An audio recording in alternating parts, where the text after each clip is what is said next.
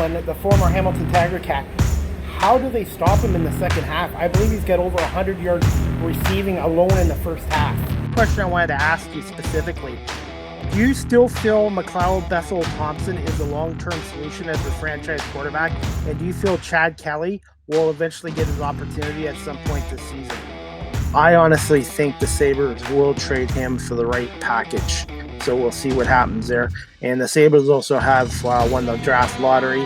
And it'll be interesting to see if Owen Powell, the defenseman from Michigan Wolverines, will let the Sabres draft him, or he'll come back and play another year of college hockey at Michigan. About a year ago, I reached out to Jerry Howarth, and I figured I'd have no chance on social media with him.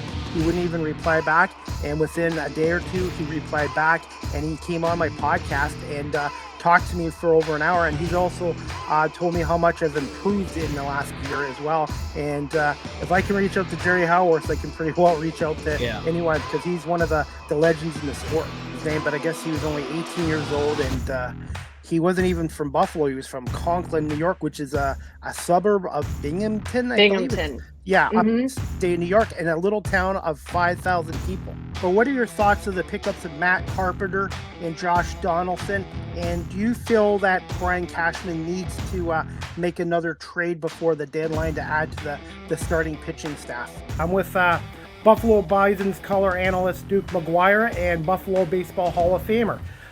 Duke, I was going to say, what are your thoughts on the current 2022 Buffalo Bison so far this year? Okay, my next question I wanted to ask you, Stu, is did you do any internships or any kind of volunteering when you were first starting out in the industry?